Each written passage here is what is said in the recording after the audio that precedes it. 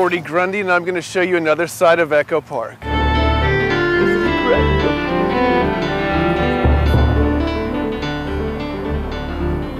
now here we're at Echo Park Lake, which I think is one of the greatest parks in all of Los Angeles. It's gorgeous. I remember first seeing it in the movie Chinatown. Well, that was very late. It was been here for a long time. They made many movies here with the Chaplin when they weren't at the other lake over in what they call East Lake, which is Lincoln Park, or when they were over at the park that's over underneath the freeway now. Sure. And they had Westlake Park and then Echo Park. Of course, that was named, by the way, because you could stand down here and call your name out and you could hear it, it would echo from the hills here. Well, what do you mean you could hear your name with an echo? Well, it would bounce against the hill here and you could hear it back and forth because there was no houses here. Sure. When you called out your name real loud or made loud noises, it would bounce against that hill and then bounce against this hill. Did you do that as a kid? No, I didn't. There were too many houses by that time. As a kid, this must have been a great park to come to. Oh, I'm sure it was. They had the boats out there. You could ride the boats. And you said they were motorboats, actually. They were powered? No, they were battery powered. Ah. And they had them out here, right where that one is moored, actually. And you'd rent them and you'd go around there for an hour and have lots of fun. Very, very relaxing to be on the water. They have Sunday picnics down here. Actually, they had food you could buy here at the boathouse. And so you'd come down and get a sandwich and sit out here and watch the animals. You could buy popcorn and you could buy things to feed the ducks or feed the fish. What was this like in the 30s or the 40s? Well, everybody, it was Depression, they had simple clothes on.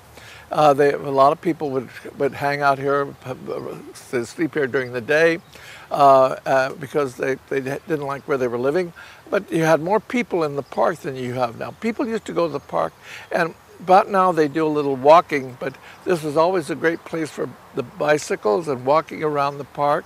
And you'd have women with their parasols. And, I love it. And it's changed. There was a church across the street that everybody went to, St. Barnabas.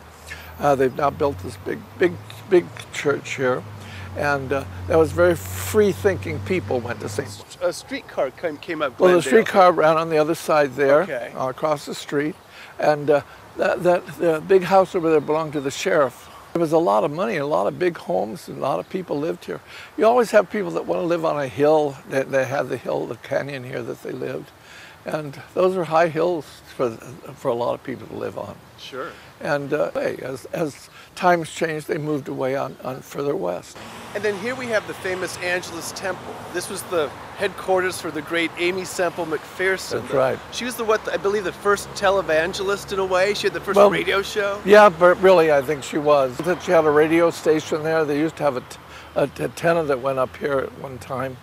And they shared time with the one station that was downtown, KRKD. Really? She was an amazing woman. She did a lot of good. She saw that people were taken care of when they came. If you went to the city, if you were hungry, they didn't do anything for you. You had to fill out papers and wait 2 or 3 weeks. She saw that her people went over there. You had clothes, you had food, and you had a place to stay. That was at the height of the Depression. Because I knew some of the kids that she helped support. I know she was famous for that. And I came to the church 3 or 4 times. They had wonderful pageants. And one woman said to me, she says, I lived in New York all my life, but she says, I've never seen a show like this. But she had these pageants. She'd have the silver band. She would have the gold band they would play, and the pipe organ, and all kinds of things that would go on there at that church. The choir would sing. She would come down the stairs.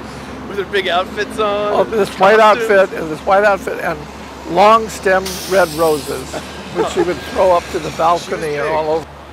I remember I caught one of them. The next day, the people from the church came to want to know if I wanted to join. They had summer camp coming up and something, pageants.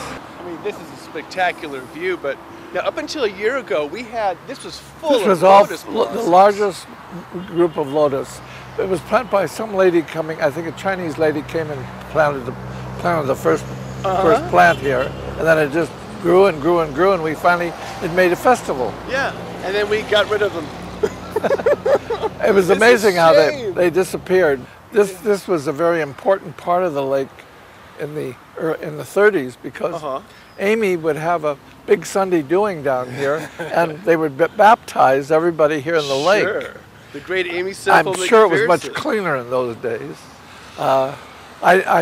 Where I saw the baptism, believe it or not, was over across the street, up the street there. Because I came down here to see it, but I didn't get close. It was too many people. It was all loaded with people, the streetcars, and you couldn't get anywhere near here when she did that. Yeah, she brought in thousands of people. On she had a tremendous following, just a Right. tremendous following. Wow. She lived up on the hill over here for a long time, and had a big house up there. So what happened to Aimee Semple McPherson? Well, she was on one of her evangelistic tours and had been working very hard, and this can happen very easily, and she took some sleeping pills to rest that evening, and I think she made a mistake and took some more, thinking she hadn't taken the first, and that caused her passing. But I remember it was a lot of headlines about it. Really? Well, one of the many headlines that were about Aimee from time to time, and it was kind of a sad thing. They had a big service over here for her at that time. I bet it was big. Oh, they had a lot of people. Yeah. Bob, that was amazing. Thank you. Sure was. I'm Gordy Grundy, and we look forward to sharing another memory walk with you. Join us.